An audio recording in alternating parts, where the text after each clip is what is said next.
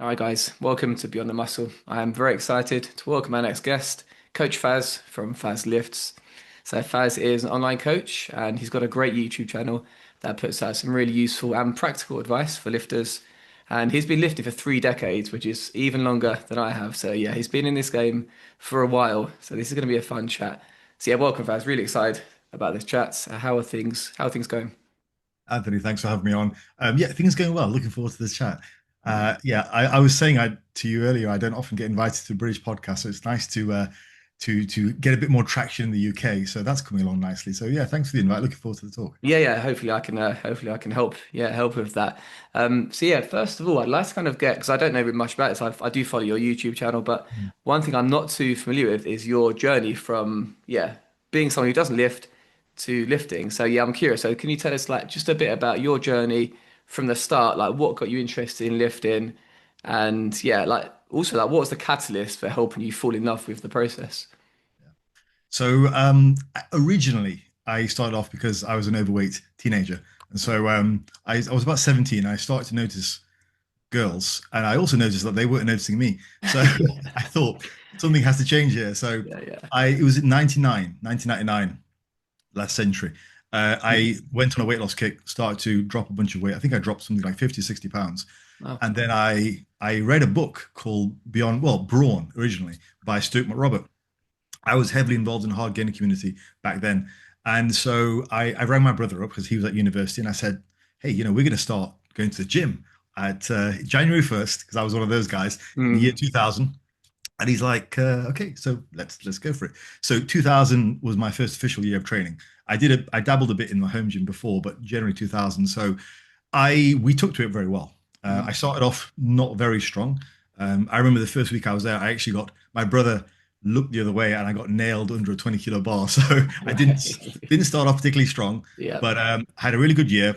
I gained some weight that year. Went on a bulk, put on a lot of muscle, and it was September of that year where I competed in my first competition. It was a powerlifting meet Mm. down in London, and I just decided I'd give it a go.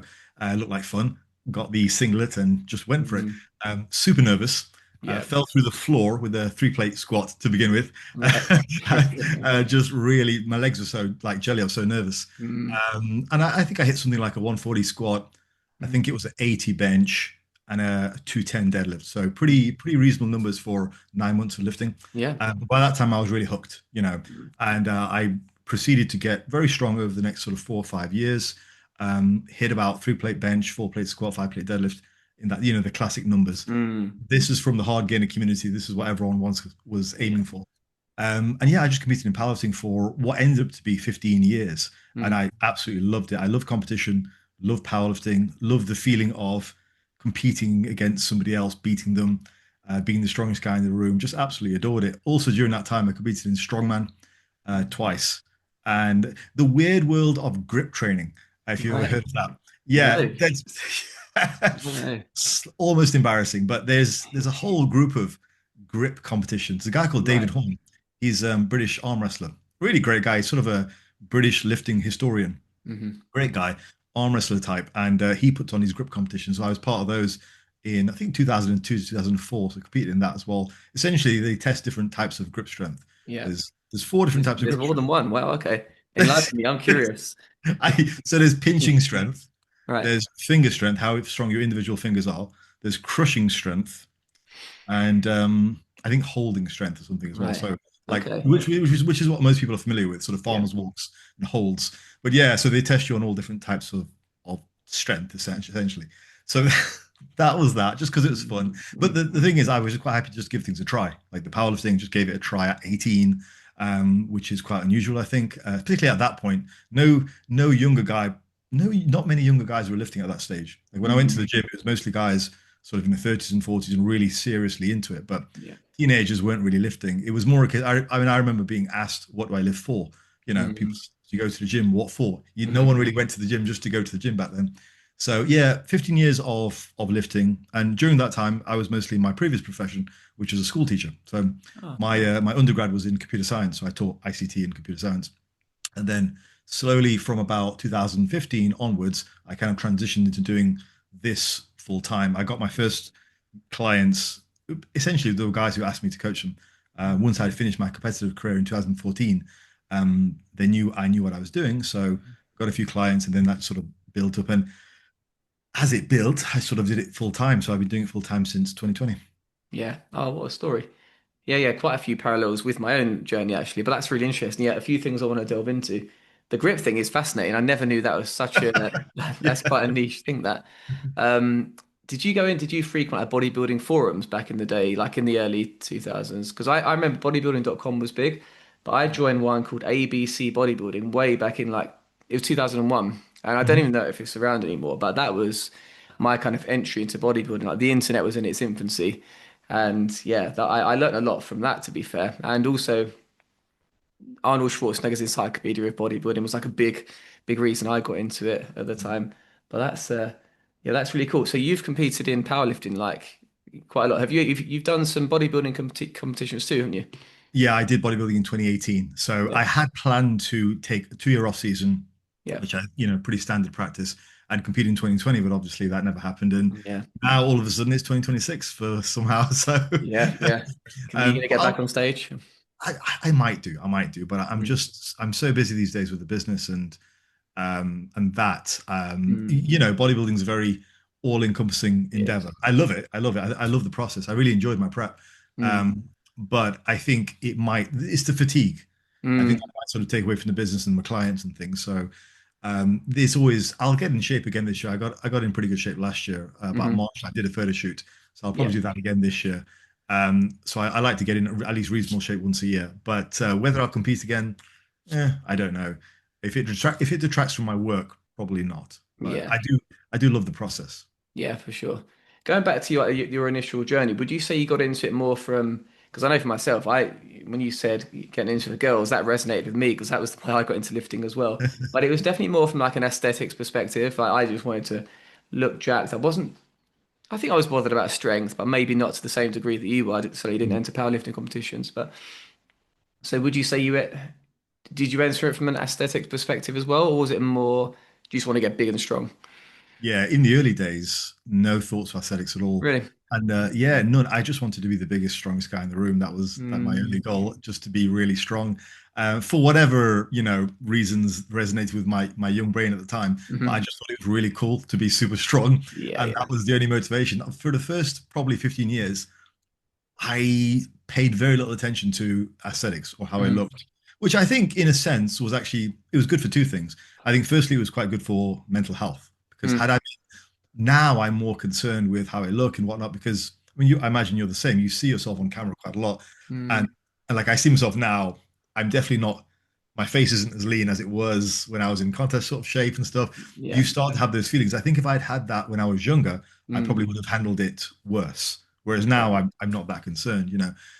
So that was one thing, but also I think I probably grew better, Yeah. because one of the things that I emphasize in on my channel quite a lot is sticking to exercises for a long period of time and getting really strong in a bodybuilding rep range. Now, squat, bench, and deadlift, I stuck to those three exercises for 15 years. So if Mm. you think about it, that's really good. And in doing so, you have to figure stuff out. Well, you know what it's like. You're a natural bodybuilder. You Mm. don't have any other option. You have to figure stuff out. You have to figure out the programming, the food. And it was the same with me with squat, bench, and deadlift. I had to get better and just figure out a way. I didn't have an out. Like I couldn't inject steroids. I couldn't change exercises. I couldn't change rep schemes. I couldn't change whatever else. I just had to figure it out and get better. And there's a lot to Mm. be said for that. Yeah. Yeah. That's so true. And I think kind of making your own mistakes and learning by doing it yourself is such a big part. And I think it's so easy these days just to obviously go onto social media and see what other people are doing. But yeah, I don't think there's no substitute for kind of yeah doing stuff yourself. I think I think it's a big you can learn a lot that way. Yeah, my Um, my first mentor said your very first plateau will be solved with food, right. either Okay. more food or better quantity or quality of food. Mm. But then throughout my life, that's always been a constant. But throughout my life, my the level of work and volume that I've done in the gym has varied throughout my training progression as well. So when I first started, I was part of the hard gainer crew, which I think was to my benefit. I did very low volumes. It was something like it worked out to be roughly 3 sets per body part per week Yeah. right in the beginning. And that got me reasonably strong. Now, after that point, once I was sort of intermediate, I really had to ramp up my volume and do quite a lot more, especially Mm. with the upper body to see reasonable gains. So at one point, I was doing something like 25 sets of pressing per week just to improve my bench. So a Yeah. lot of work. Yeah. Now, as I'm more advanced, for the last probably 10 years or so, my volume requirements have been a lot less. So I've been more like 8 to 10 to 12. Mm. So figuring all that stuff out as well was, like you're saying, it's all trial and error, Yeah. figuring stuff out. That was helpful. And I think it helps me as a coach now because I've been through all the different spectrums. I've been a beginner, been more advanced, been on the strength end, been on the bodybuilding end. Hmm. And that sort of breadth of experience and been a competitor, Mm. um, been a casual whatever guy. So that breadth of experience helps quite a lot. Yeah, definitely. Yeah, volume is such an interesting one. It's something I want to delve into a Mm. little bit actually, because I think there's such a big spectrum, and also just the amount of information. Obviously, you get advocates of low volume, of high volume. I'm certainly of the belief that, and I think like Eric Helms may have said the same, that bodybuilding is quite forgiving and that you can build muscle via various different means. However, I think yeah, it makes sense I'm in my perspective not to push the volume too high, and I've definitely made that mistake before. To go too high in the volume, yeah, you end up sandbagging. You end up almost not looking forward to your session because it's almost you've got like an intimidating amount of volume to do. So yeah, I know it's a bit more popular now to go with slightly lower volume, and I think yeah, it kind of makes sense. Focus on the intensity first, and then gradually increase the volume when you need to. That makes sense. To your point, there's a guy called Dr. Samuel Marcora. He did the Marcora's psychobiological model of fatigue.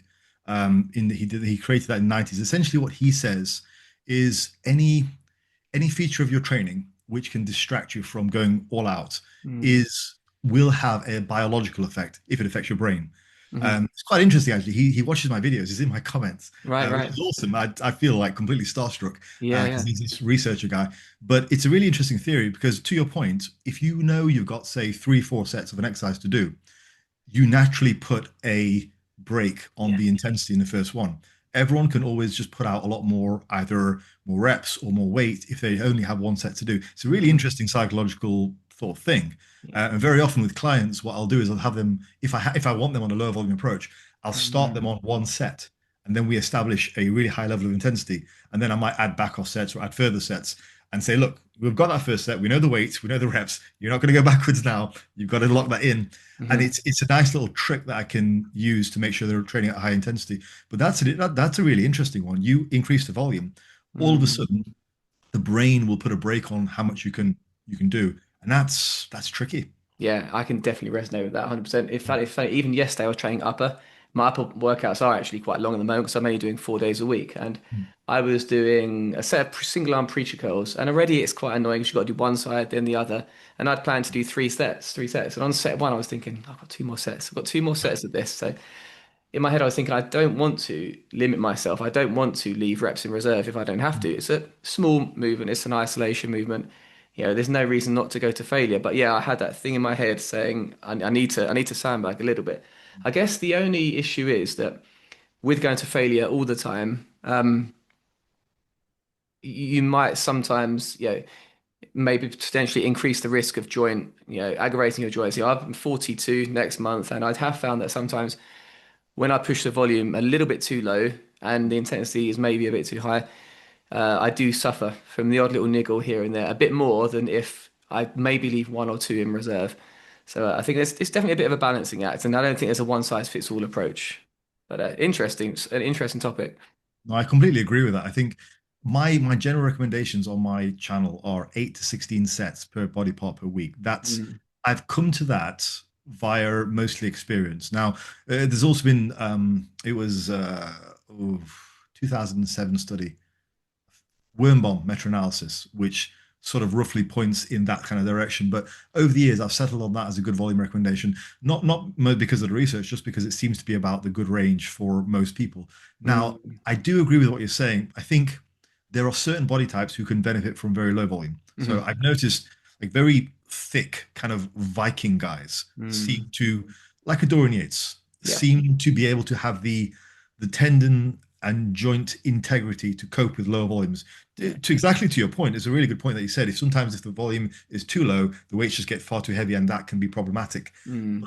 you get some guys every night. It's normally my Scandinavian clients, just big Viking dudes, and they do really well with very low volumes. Mm, And I think it's because they have the joint integrity to be able to cope with those super high intensities, which come from the lower volumes. Now, conversely, I've generally done better with the moderate to high volume side because yeah, I have very, very thin joints. right. So I in building phases, I'm almost always sort of moderate to high volumes. Now, what I've had to do over the years is just to limit my leverage lifts. So clearly, low bar squats are out, and even Right. when it comes to sort of squatting, I'm more on machines these days. Even when I was a powerlifter, rather than doing deadlifts, it was more stiff leg deadlifts on a deficit, on a heavy Yeah. deficit to build most of the year, and high bar squats and close grip benches. So I was always looking to limit the weight that I used and Mm, use potentially even higher reps too. Most of my powerlifting work was with eights, it just suited me really well, yeah. built the muscle that I needed, and my joints could handle it because I was significantly under what I might use for sets of one and three. So I totally agree with what you're saying. I think there's a ton of individual variation. Yeah. I think body types is something we don't really look at that much in the research. I actually Mm, messaged Brad Schoenfeld about this like okay. 5 years ago. Yeah, he sent me a reply back. He said that sounds interesting. Maybe we'll do it. I don't know if he Yeah. was just being nice or not, but Right, right. Oh, cool. but yeah, I think it's an area of study which we should look at, sort of joint integrity. That's interesting. Yeah. Do you know of the bodybuilder Keithy West from the Yeah. UK? Yeah, Mhm. because he's someone, I mean, he's unbelievably strong. And I do Mm. wonder if he fits that kind of Viking mold description that you were talking about. And then you got others like Eric Helms mentioned to me that he has to push the volume very high. And like Dirk Emrich, another, incredible bodybuilder, and with great genetics, but he's someone that, yeah, I think if he goes too high with the load, then it can affect his joints and he gets injured. So, yeah, definitely a big spectrum and interesting, really interesting topic. Um, yeah, that was an interesting tangent. It wasn't even something I planned to chat about, but that was fun. Obviously, you've trained a lot of different, people from athletes to gym pop, like we were discussing. Um, Actually, no, before we get into that, in your own training phase, like, is there anything you've done along the way, and this can be training or diet related, anything you've done that's kind of surprised you at all? Be curious to hear. Um, I mean, it's been such a long journey. I Yeah, guess yeah. it's been a lot. More well, let's talk maybe about more towards when I was building up. I suppose maybe that's something because that might be more relevant to most people. Okay. Rather, what I do now as a 44-year-old lifter is probably like different to, But certainly when I was coming up, I think what surprised me was just how drastically my volume had to swing to enable me to gain on, on as an intermediate lifter. So I started off with very low volumes, Yeah. swinging to extremely high volumes just to be able to move the needle 2.5 to 5 kilos on a bench press, maybe once a year. Right. So it was very, very slow progress. I hit my first three-plate bench 5 years in, and Yeah. hit my first four-plate bench 10 years after that, so 15 years in. Right. So it Right. was very, very slow progress. But Mm, what surprised me was how wide a swing of volume there was. And really, what that speaks to, I think, is just being open to changing your overall philosophy as mm, needed. And I feel like I've had to do that quite a lot over the course of my life because of lifting so long.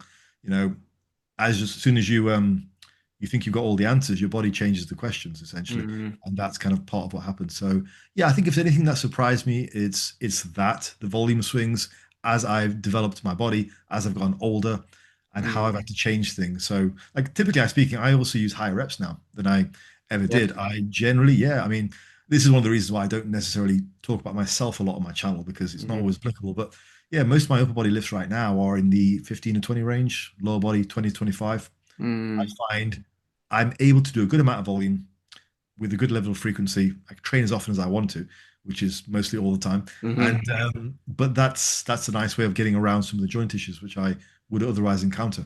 Yeah, that's interesting. Yeah, you had to discover that, obviously pushing the volume very high. Have you had any instances with clients where that something that you've wanted to try with them hasn't really worked and you've had to go down a completely different path as well then?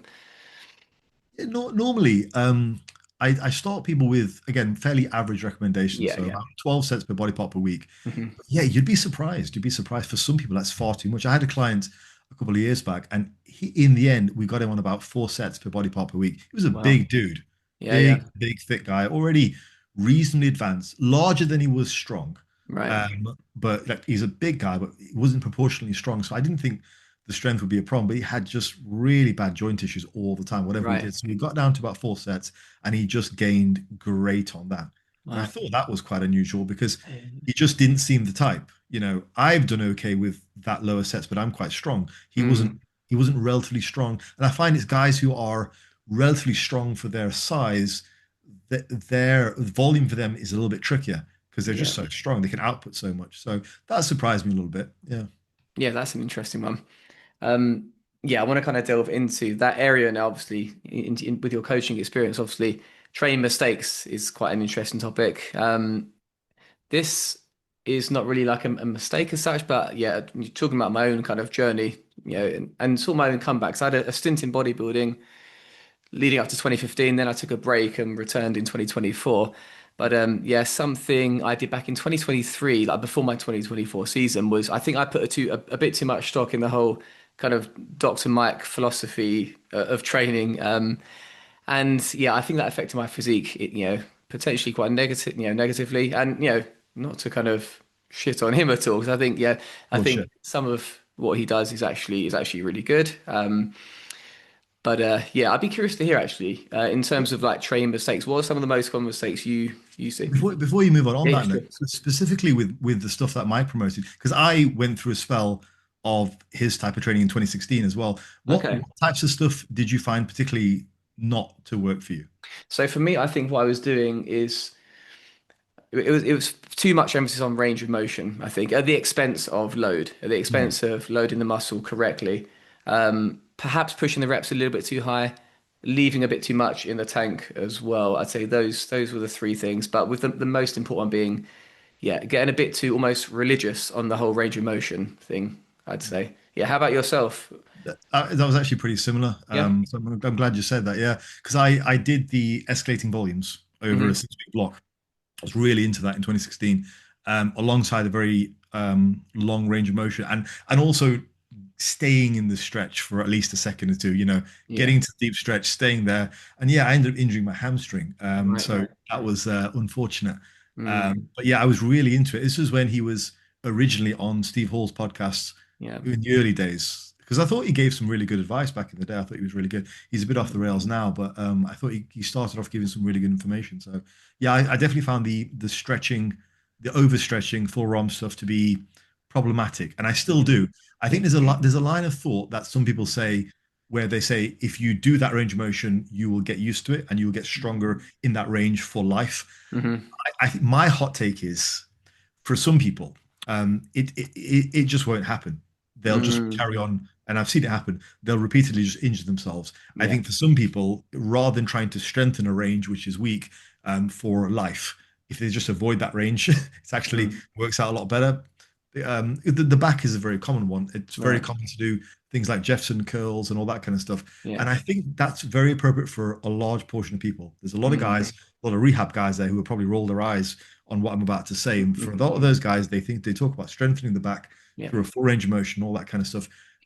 But my hot take on this subject is for some people that's just not appropriate, and they'll just carry on repeatedly hurting themselves, and they should just avoid it. And the only reason that they're getting into those positions anyway is because they're in the gym doing Jefferson curls. Whereas if they didn't do that stuff, they'd spend their life not even knowing anything's wrong with their back. They'd be absolutely fine. Mm, And I've seen that happen. So really. people just avoid that stuff and they're fine. They carry on doing their glute raises, their glute drives, their squats, their RDLs, just but without taking things to an excess, and they're absolutely fine. They've never had back problems again.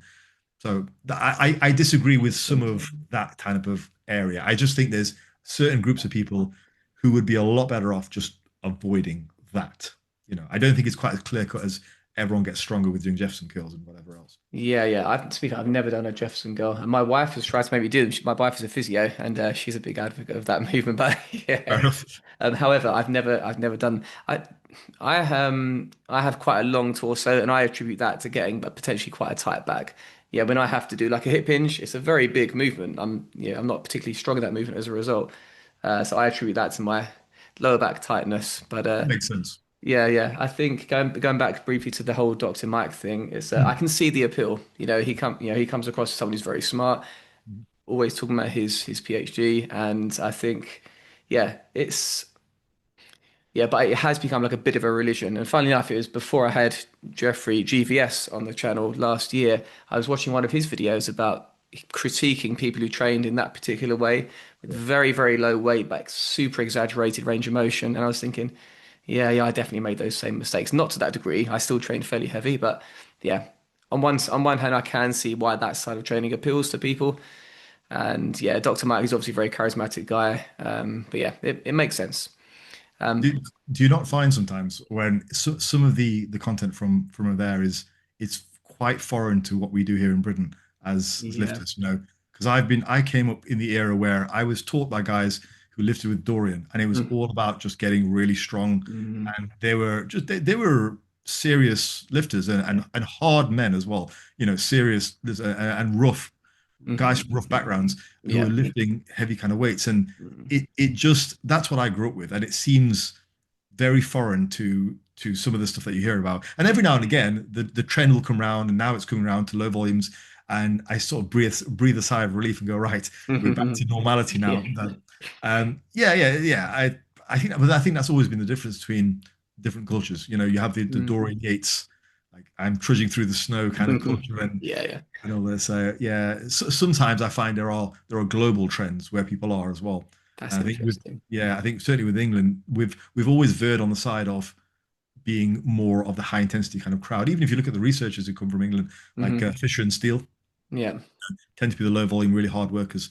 Mm. It's interesting the global differences. Yeah. Yeah, no, I'd agree with that. Yeah, I don't see much of that kind of RP style of training in my gym. I see it a little bit, but I see a bit more of the there seems to be a trend of kind of optimal training now where people train Yeah. with cuffs quite a lot. I've never used cuffs. I've got nothing against them. I tried them with cable latch raises. It didn't really work for me, so I just went back to using a handle like an old person. But yeah. For me, yeah, there seems to be a little bit of that, but yeah, people in my gym, it's a serious gym. I train in Kings, and yeah, like yourself, it's a serious gym, like Ultra Flex. So people just train hard generally. But going back to like training mistakes, Faz, what would you say are some of the biggest like training mistakes you see people make? Yeah, so I think a bit, well, I mean, there's so many. Yeah, yeah. A big one, if we take it right from the beginning, probably one of the things that I have to sort out immediately if I get a consultation or a new client is goals. Because, you know, if we Right. start right from the beginning, there are there are so many people who will come through and they have goals which are incongruent with each other. So they want to get more muscular, but they also want to drop 30 pounds while Mm, at the same time improving their bench press, while at the same time getting bigger biceps. And part of that is why they're in the situation they're in. They have a range of incongruent goals. They make progress in one direction. Perhaps they get a bit bigger, the bench goes up, but then they feel dissatisfied with their stomach. So they go on a diet. So starting right from the beginning, I think goal setting is super important. I have a video about this coming out soon, and it looks at what goals are work with each other and what goals don't. mm, And this idea of a lot of what I emphasize on my channel is just picking a direction and going with it for a while, you know, mm. and just then focusing, like with anything in life, you know, if you pick a direction and the going gets tough, maybe it's a new job or whatever it is, you know, you have to look at why you started down that road in the first place and Yeah, remind yourself, like, this is why I'm doing it. And, you know, if we are trying to focus on building some muscle and improving our bench press, great, let's do that. But yeah, let's not freak out if we feel a bit smooth in the stomach or whatever else, you know. And so, right from the beginning, I think one of the first issues I see is inappropriate goal setting, because if you don't have that down right, those are the type of people who will come to me for coaching because they've not had success with those goals before, and they've mm, just been pulling each other from direction to direction. So it starts there, really. I think appropriate goal setting is a big one to start with. yeah. That's huge. What do you think are the reasons for people being pulled in different directions on that front? I think immediately I can answer that. I think it's a lack of confidence. I don't think Okay. they've achieved any degree of success in one area. They Yeah. want this, but like you know, you've been through the process of off seasons and contest preps. You know there are certain things that come alongside a contest prep, certain things you can achieve. Mm, You also are a realist. You know that certain things you can't achieve. Like mhm. odds are, if you're getting prepped for a contest, you're probably not going to have the best bench press, whatever. Yeah. It's Yeah. just particularly with modern day conditioning standards, it's not going to happen. So you and I have achieved a degree of success in our various endeavors. We know what comes alongside those. I think people, and it's not, you know, saying this in a denigratory way because everyone starts somewhere, but I don't think they've achieved any. real success past the Mm. beginner stage, and that's why they're just a bit confused and they think they can have everything at once. I don't think it's anything like any kind of arrogance or anything. I think they're just generally a bit Mm. confused. Yeah, yeah, I think you've touched on like yeah, the lack of experience there because it's true. Like when I go into a contest prep, I talk about with certainty, yeah, I'm going to drop, 13, 14, 15 kilos, whatever it is I need to get to stage weight. But for someone who's never lifted before, someone who say is a bit overweight, the idea of losing 13, 14 kilos, like they don't know if they can do that yet. Yeah, it's all just guesswork. But yeah, having done it, yeah, you get so much confidence having achieved something before, having built the muscle, lost the body fat. So yeah, that's a good point. I hadn't really considered that. Yeah, and inevitably with new guys, it's never just 10 to 13 to 14 kilos. It's normally about 20 kilos or more than they think it's going to be. So there's that Mm, aspect of it as well, and that can surprise them along the journey too. So yeah, yeah. there's that too. Oh yeah, yeah. To get to stage condition, yeah, people vastly underestimate how much they need to lose and the time scale needed to get there as well. It's Absolutely, yeah. yeah, it's Uh, crazy. So I guess that's first one. Another one I think is just how hard they need to work on sets. Okay. I definitely try to normalize working super hard on set, assuming that's what the program calls for, assuming Yeah. the program calls for train to failure. You just don't see that a lot in gyms. Like even the gym that I go to, it's a serious gym. Hmm. Um, I go in the mornings, and if you train in the mornings, you'll know it's a serious crowd. They want to get in, they want to get their training done and go to work, and they're usually a serious crowd. But even amongst those, very few of them are actually training hard. Not that I Hmm. sort of stalk people or anything, but you look around, Yeah, and yeah, very yeah. few of them are really, really going all out to the point where the reps are really slowing down and grinding towards the end. It just doesn't Yeah. happen. You don't see it. And there's no excuse not to see it because they're all on machines. It's not Hmm. like doing squats or deadlifts. So the second biggest mistake, I think, is just trying to normalize that type of behavior. Mm. Like one all-out set Yeah. when they're really proud of it. This is great. That's Hmm. fantastic. But just getting into their heads that it's a great set, but equally, this should just be every other Tuesday. This is just a normal effort, Yeah. and normalizing that level of effort, I think, is important. Yeah, I'd agree with that completely. Yeah, that reminds me. I spoke to someone else actually on the podcast. I remember this meme that was quite popular maybe a year or two ago about it was a meme that simply said two things: what people think is hard and what is actually hard. And what people think is hard was the training. What is actually hard is sticking to a diet. And I completely disagree because Yeah, for me, like sticking to a diet is easy. I hit my yeah, macros, I lose fat. Training yeah, hard, like properly hard, hitting failure is brutal, and it is. yeah, And yeah, I think most people can't access those levels needed. So yeah, I remember absolutely. seeing that thinking that they've got that completely wrong. People shared it with me as no, I don't agree with it. Yeah. So yeah, I agree with you completely there. Love it. I mean, I would say on the other end, yeah. So on the other end of that, I think there's also matching the intensity with the form. Because I tend to find there's kind of two groups of people who don't do it right. So the first group is they don't work hard enough, fair enough, but Yeah. they might have great form. This is more your technique cyborg people kind of thing. Yeah, yeah, But on yeah. the other hand, and these are less common, you've got guys who train super hard, but their form is terrible. Mm, And it's less common, I find, yeah. because and you can do something with people like that because the heart is there. It's very difficult to teach heart. Generally, I find these guys have less problems as well. They train very hard. They tend to gain okay, even if the form is a bit scrappy, but that's fine. Yeah. But I think amalgamating the two is really where you win. So the word that is very popular in the industry is accuracy. So Yeah. match the intensity with the form and accurate. So yeah. Yeah, yeah, that makes sense there. And I agree, there's definitely more people in that camp of not training hard enough. Yeah, for sure. Yeah, yeah, definitely. Um, yeah, that's interesting. On the other end of the spectrum, obviously you've coached a number of people. What are the attributes, like in your opinion, that make like a really easy coachable client? So I think I'm glad you asked it because I was thinking about it this morning. I did a Right, Q&A okay. at the gym. Yeah, one my best clients absolutely love the process. Somebody asked me a question and said to me, Faz, how do you maintain the discipline to keep going to the gym now that you're older, you're retired or whatever else? And it's not discipline at all. Like Yeah, yeah. I go to the gym 7 days a week now. Oh I wow. just which is not optimal at all, right? I understand that totally. I just love it though. I love being in the gym. I absolutely love it. And I went on to say when your when your goals are in congruence with who you are as a person, when you accept like this is who I am. I go to the gym because I like going to the gym and I enjoy it, and you try and do that with every part of your life. Yeah. It's no longer about the cliches of discipline and passion and whatever is the latest, Yeah. Alex Hormozy reel with the motivational music I have in the background. It's just who you are. And that is Mm. because I love it. I love it. I love going to the gym. And every Friday I do my weekly shop. So I go to Sainsbury's and I make a few jokes with the old ladies there who work at the counter. And I love that as well. I love doing the shopping. I think Yeah. just love every part of your life and Yeah. make it fun, and then you're fine. It's fine. Mm. It's good. Like I eat a reasonably varied diet, and that's nice too. I like my Yeah. food. Because people ask you, well, how do you stick to your meals? Like you said earlier, it's Mm. easy to stick to your macros. Just make it tasty. Yeah. How Yeah. you want, you're an adult. You get to decide exactly how you eat. It's a great thing about being an adult in a free country. You get to decide to do exactly how you want to do things. It's great. Yeah. So I find it's not about discipline or passion or whatever. It's just enjoying what you do. And I love what I do. I love being in the gym. And being in the gym 7 days a week is not optimal at all, of course, because Mhm. probably nice to have more rest. But I feel good doing it. It sets me up for a nice day. I get my steps in, and it's a good portion of my day. So I absolutely love it. So Yeah. that for me is what makes a good client. To answer your Mhm. question, is somebody who absolutely just loves the process as much as I do. And then it's a Mm. very easy situation because then you are what you should be, which is a guide.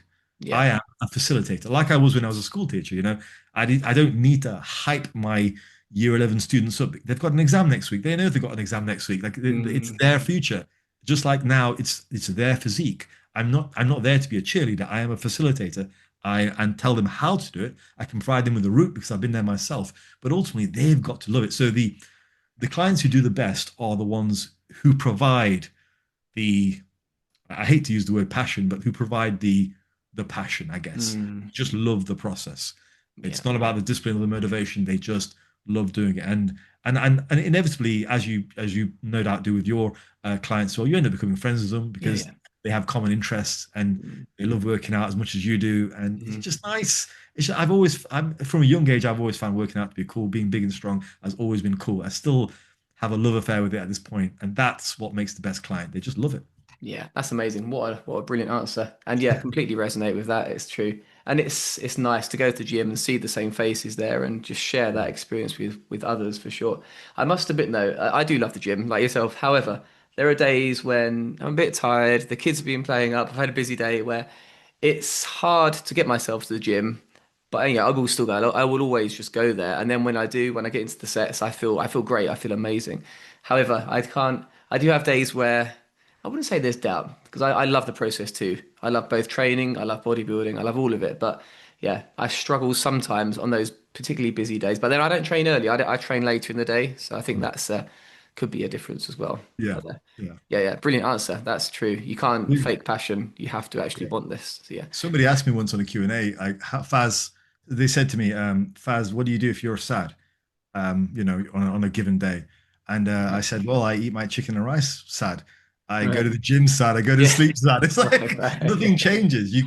My point with that answer was that you can just do stuff. You don't Yeah. have to be in the mood to do it. You can just do it. And I Mm. find, and I find, I mean, I've been very fortunate with my life. I've been able to do things that I like to do and stuff. But during during more difficult times, what I found is the anchor of training and diet has been amazing for me. Mhm. Like whatever's been going on in my brain, whatever it is, family stuff or whatever, I still get to go to the gym, and for an hour I can just forget about it, and I can prep my food and I can stay in my routine, and I can do that for long enough that not that I forget about things and not deal with them, because I think you have to deal with things and come to terms with whatever's happening or whatever's going on. But it Yeah. gives me the headspace to take a bit of a break from my thoughts and Mm. carry on doing what I'm doing, and then I can deal with my emotions whenever. So yeah, to for that with regards to being tired and stuff, my philosophy is just you can just do stuff. You can Yeah. just do it anyway. Yeah, I agree. Yeah, that's true. And I think, yeah, what you mentioned earlier about discipline is so true. People have said to me, oh, you must be so disciplined. And I'm not. For me, it would be easier to,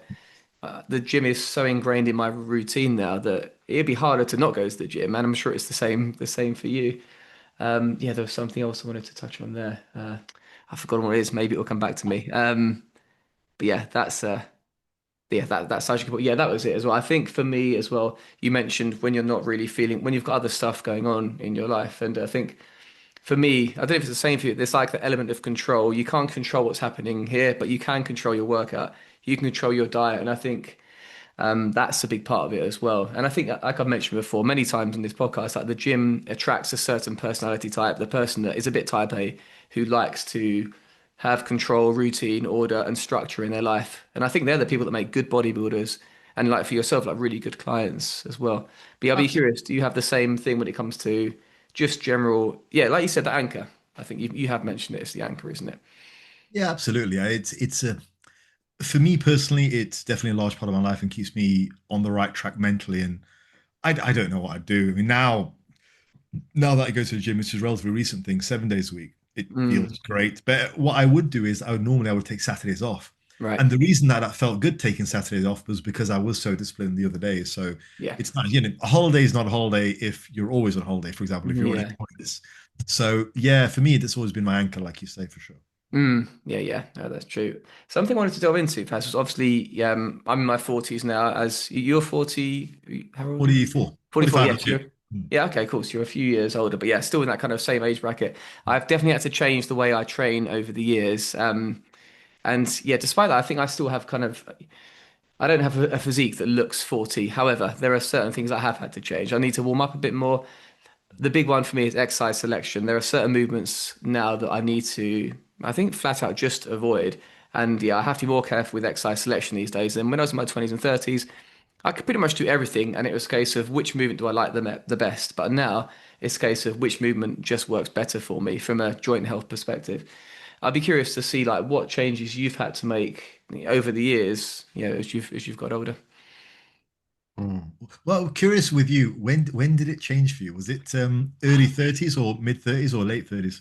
So What was if I have to think about it, I'd say it? it was mid to late 30s. Having said that, I think a big part for me is I trained very hard from like the age of 17 maybe to 30. Having said that, even on and off because I wasn't super disciplined. I then had a break. I got into running while still training like a bodybuilder. It was only once I hit my mid 30s that I started training really hard like a bodybuilder again. So Right. I think that's a big part of why I'm still relatively fresh and healthy, but Yes. yeah, so that's why I've got some catching up to do. I think in terms of injuries, I've stayed mostly injury free, a bit of tendonitis here and there, but for me, it's been late 30s. But yeah, It's an interesting thing, isn't it? Because there's age, but there's training age. yeah, yeah, So it seems like you temporarily put a hold on your yeah, training age, and yeah, you come back to interesting. Yeah, so I find for myself it was because I trained consistently through. yeah. It was early 30s was when I started to have to make some changes. Mm, And I made some changes, but I was just so close to hitting some big powerlifting goals. right. I kind of just pushed through those early 30s, and I ended up kind of retiring from powerlifting once I hit some goals Yeah. in my mid 30s, but really it was early 30s for me that I felt like it would have been prudent to start to make some changes. And by the time it was mid 30s, it actually happened.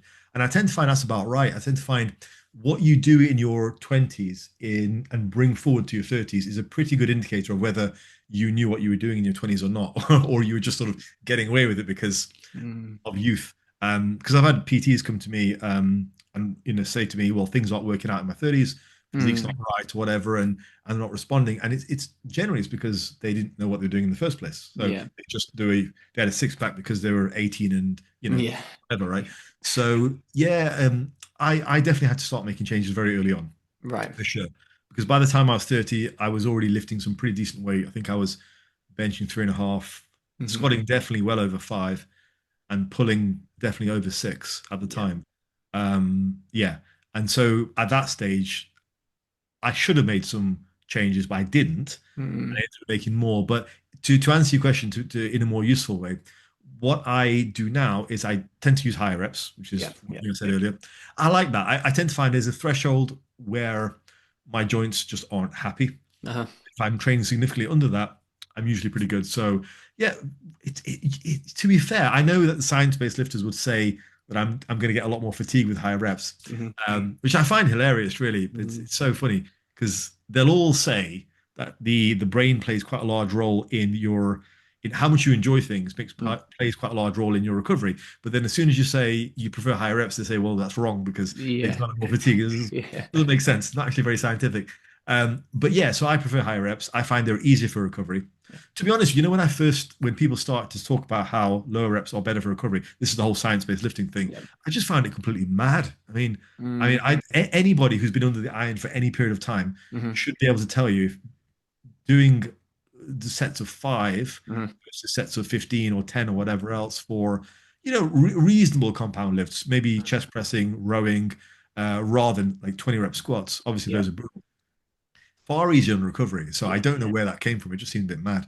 I do know where it comes from, but so yeah, I tend to have higher reps. Also, in terms of exercise movement, I that tends to be a bit. The form and cadence tends to be a little bit better as well. I Right. was always very explosive when I was a powerlifter, and it took Mm, me a long time to train myself out of that.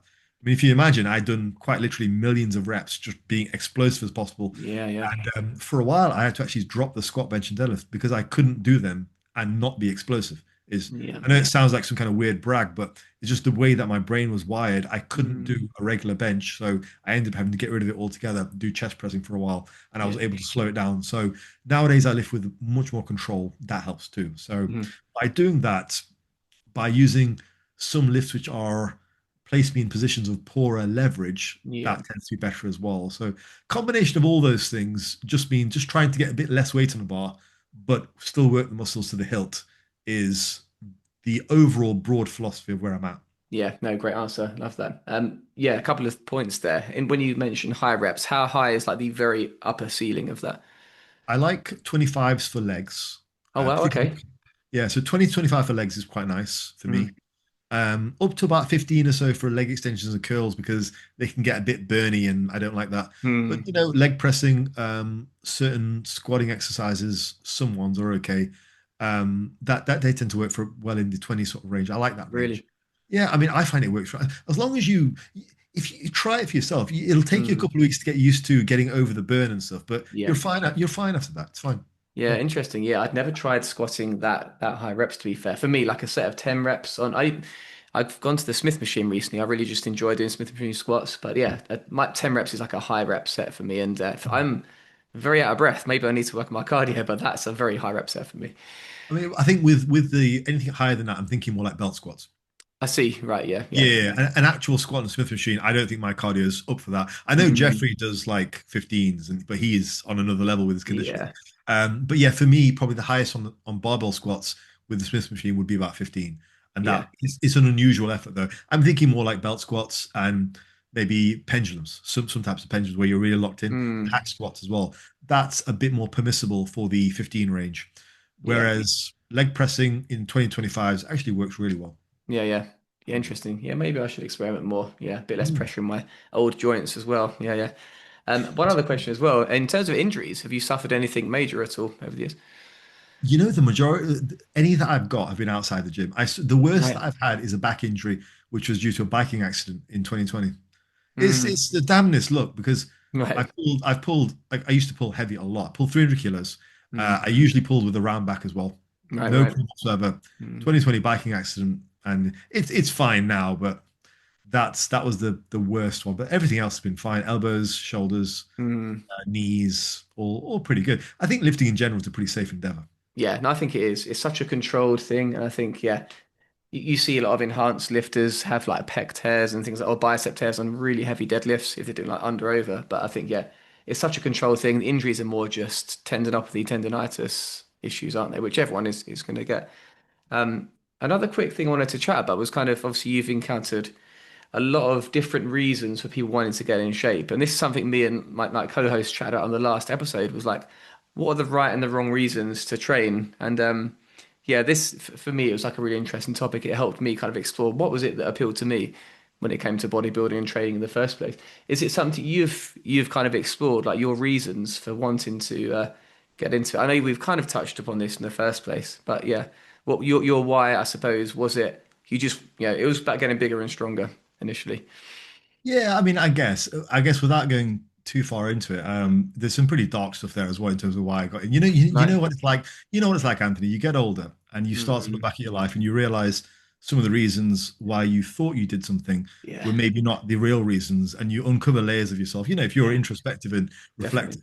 Yeah, so I think probably when I first started, there was some some darker stuff there from my childhood, more than likely, without get into it now. Uh, but as you grow older, you kind of realize more things about yourself. I think one thing that I can say is I find it very difficult to switch off. I don't know if you can relate to this, but when I do something, whether it's lifting, whether it's the YouTube stuff, whether it's Mhm. coaching, even teaching, I really want to take it sort of all the way. I find it very difficult to switch off the competitive drive. Mm. And one of the issues that I struggle with sometimes is as I get older, I do wonder when does the game end? Right, Like, right, right.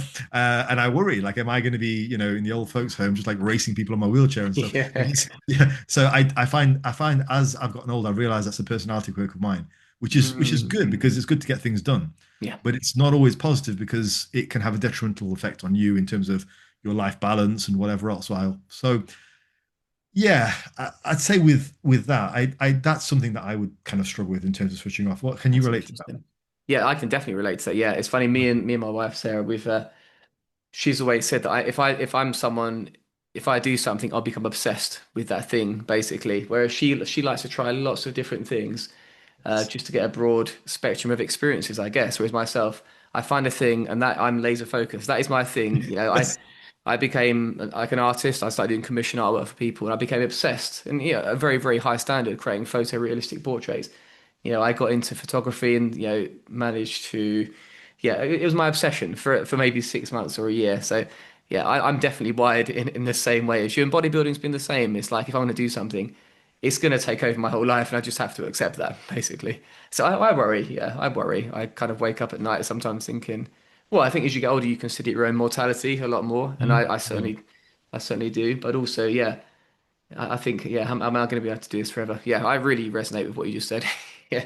That's really interesting. Yeah, because again, I had the same talk with Laura, my wife, and Mm, I think for me, when I can finally switch it off is probably when maybe I make a decision to go right now. I'm retired, and mm, then if I consciously make that choice, then perhaps I can switch it off. But to get into to your original question was why I started lifting. mm, I think it was an avenue for me um to capitalize on that inherently competitive streak that I've got. So I played a lot of football yeah. when I was a lot younger. Team sports just didn't do it for me, Right, right. work. I also did some valetudo, it was submission wrestling, like Okay. BJJ and stuff for like 4 years, and that interfered with my lifting. So that was kind of put to one side as well. Yeah. So I tried all these things, but lifting was the one where I felt I had much more of a direct impact on my outcome. Yeah. Whereas with fighting, I'm not naturally really good at fighting. Even after 4 years, I was like okay, mostly because I was really strong actually. Yeah. But this was something where not only did I could exert more of a direct influence on how I did. Not that I'm a great, bodybuilder lifter or anything, but because it was more the effort and the outcome was more fair. Like with Yeah. some fighters I went up against, they were just their fight game was insane. Right. Just the fight IQ, as they call it, was just crazy, and I couldn't compete with that. So when it comes to stuff like lifting, I Mm, think lifting was the perfect activity, which was fair enough for me, and let me put X amount of effort in and get Y results.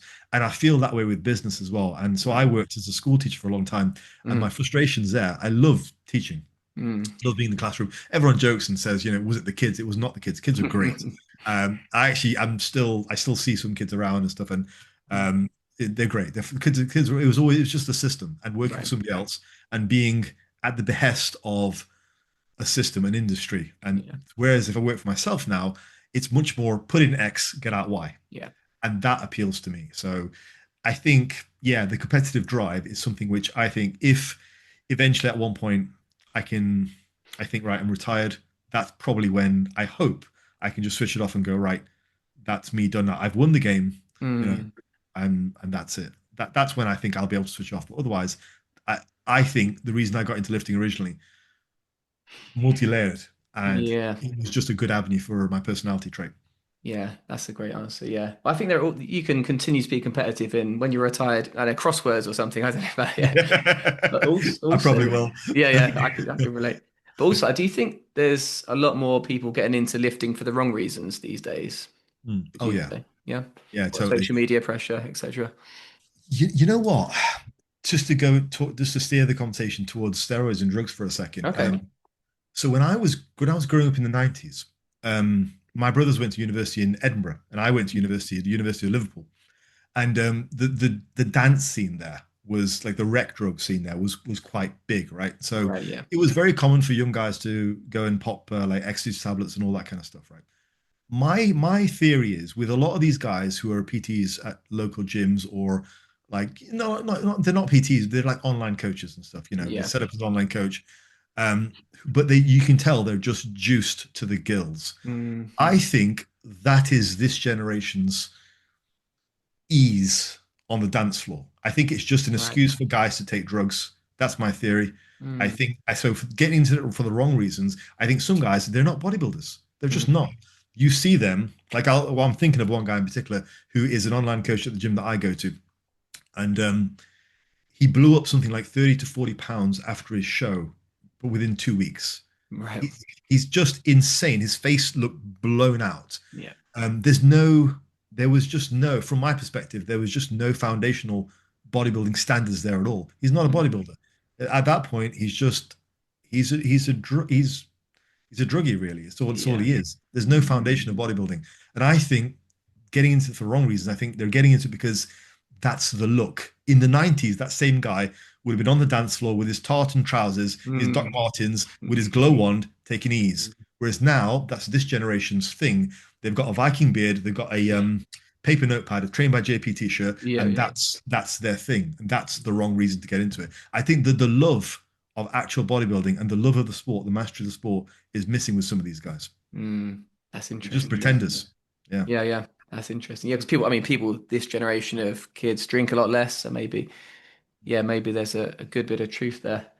Yeah, I do see a bit of that kind of look in my gym as well, to be fair. And I will just clarify it. I don't necessarily mean this generation as in the younger generation, because I'm not one of those guys who sort of blames the younger generation for, Yeah, yeah, various yeah. ills. Just this, the 2026 culture as a whole. I mean, it could be any generation. Yeah. So yeah, I want Instantly to clarify that. gratification. Yeah, no, I think it kind of rings true. I think, yeah, we're wired to desire instant gratification, aren't we now? Obviously, it's tiny attention spans with smartphone Yeah. usage. Yeah, no desire to actually wait and work for something. It kind of makes sense what you're saying. Yeah, that's interesting. Well, look, Faz, I've taken up a good amount of your time, but this has been tremendously fun. Really, really enjoyed this. We're going to do some quick fire questions, as I always do with my guests, before we wrap this one up. What is your favorite film? Ooh, good one.